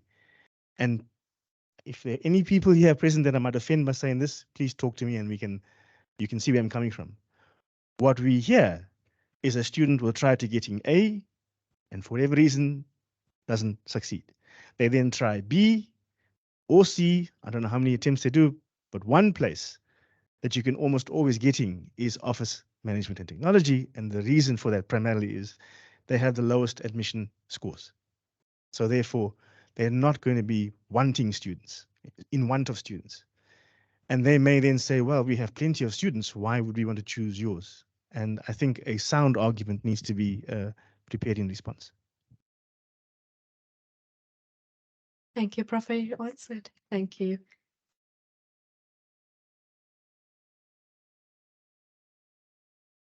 Thank you very much.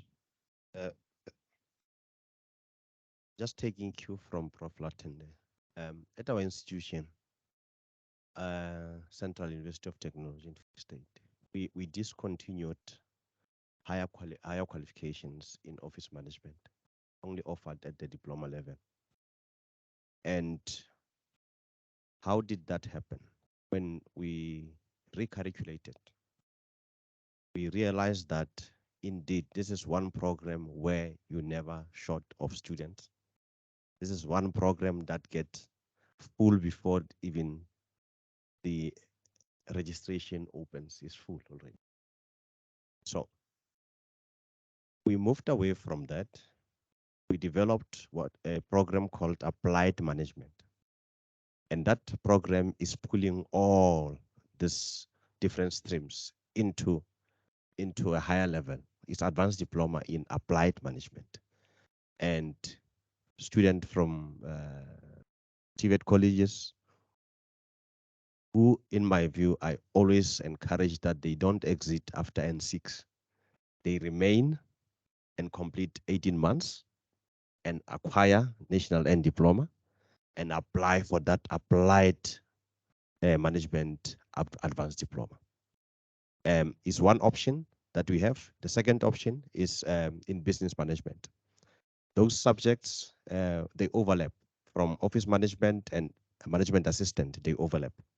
And that's where they have the space in our institution.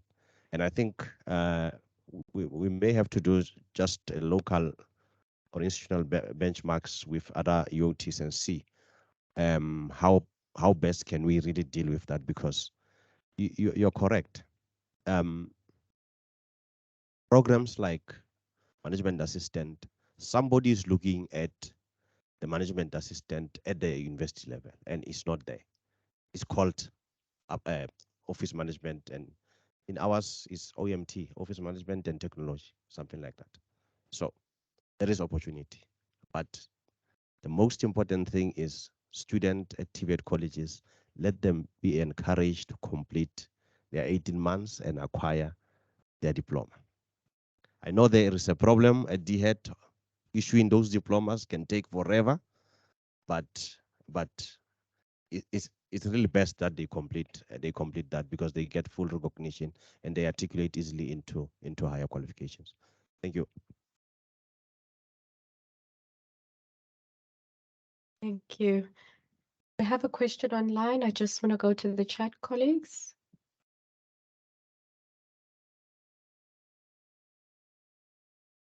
It is a comment from Dr. Skosana, and she says, "Good afternoon, colleagues from TUT. I'm really humbled by all speakers.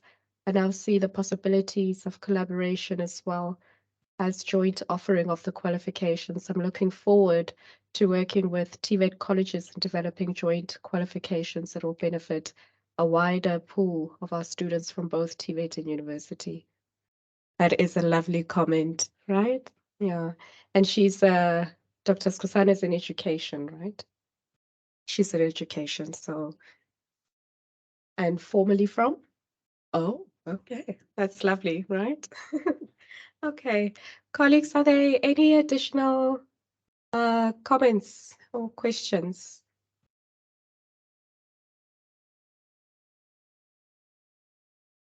Okay. Okay, our final remarks will be offered by the Gauteng Articulation Hub leader and our Senior Director for Higher Education Development and Support, Dr. Banabai. Yeah, thank you so much, colleagues. When I thought that this was a good idea to bring the Sakwa Roadshow and the Articulation Hub into one day, I think I was overambitious. But as much as it's tiring, it's also being so energizing. I thought I would be tired for the session, but listening to the passion and the need for what needs to be done in the sector has given me energy to move forward. I want to just pick on some issues that were raised in the session and sort of rubber stamp them as something that our articulation hub for Gauteng would want to take forward. So in our rooms, both physical and virtual, we have the working group or the task team at TUT. And it is a group of people that could drive different areas of improving our articulation, whether it's policy or practice or academic development in curriculum or student support. And I want to thank this group of people because they have come together and said, this is something we need to do, we have to do. Let's get together, let's have our working groups, and let's start moving in those different thematic areas. And very much of what we have done so far aligns very closely with what we have been thinking needs to happen. So I'm just going to start with the opening remarks from our DVC, and I want to highlight this needs to become a community. We need to work together.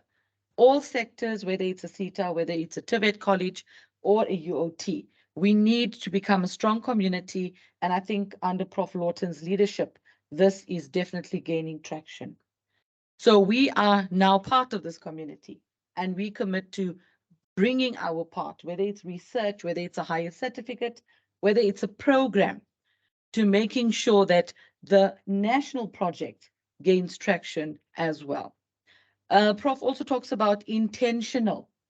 And I think for the first time, we are hooking onto this word. We've been having ad hoc discussions and relations, but now we are saying let's be intentional, and not just by discussion, but by design. And we are seeing that with the HEQSF alignment. We saw that when we relooked and reviewed admission requirements, that we start broadening access instead of closing access. The experience that has been shared in this room, and I was humbled in Durban last year, meeting colleagues like Ike and Dr. Fatah from CPUT. And I said to myself, but there are people in this community that have walked the path ahead of us. And it's wonderful that we can now tap in and just strengthen this whole movement, if we could call it a cult for articulation. So definitely collaboration versus competition is going to help us move faster and further. Prof. Lawton, some few comments that I want to highlight from your presentation is a formalized commitment again. Let's make it real. TUT and all the other hubs have now in place articulation plans. So it's there, it's formalized. It's for us now in the different hubs to go to our partners, invite the partners to say, okay, we have an academic support webinar on time management. How can we invite your students so that they can also access these webinars instead of repeating, duplicating, and working in silos? So it's for us now to put this articulation plan into motion. We thought that a higher certificate is the ultimate goal, but Prof. Lawton, thank you for clarifying that we can have different initiatives. There isn't a one size fits all, and the needs are different, like our colleague from Ekurhuleni has already alluded to. The higher certificate, although as a bridging idea, is actually very positive, because the problem with extended programs or foundation programs is that you don't exit with anything. But a higher certificate as a bridging complement, like Professor Joey, you mentioned, is wonderful because it really does provide for articulation, whereas the other ones don't really put that at the foreground. Tracking in our working group at TUT, we also have included MIS people so that we can get data as well from the different students and the backgrounds, students coming with the background from TVET. Both ways. We are not here as superior educationists or institutions. We are partners in this game of education, and we have to learn from each other. You have to offer, we have to offer. So we are equal partners in the sharing and taking forward of articulation. I think NSFAS has been an area, but I know that also with the UCDG grants and even with the NSFAS discussions that we try to have, the clarity of the +1, I agree with you, Prof. Lawton, it needs to be put on paper. It can't just be speculation all the time, because from what I've experienced since embarking on this project, there's different views. And practice versus policy is not really in place. So we need, if that is the policy that there's N+1, the practice needs to, you know, to make that possible. Then from Prof. Van Vieren, sharing your success story and also the story that you've worked with CPUT, better success. Success rates, throughput rates have immense impact on our work. Teaching input units, teaching output units. We need to be conscious of that as well. And if the TVET sector can enable us to do better in those areas, we need to do that. But we also need to make sure and provide for students who are entering universities and transition them equally.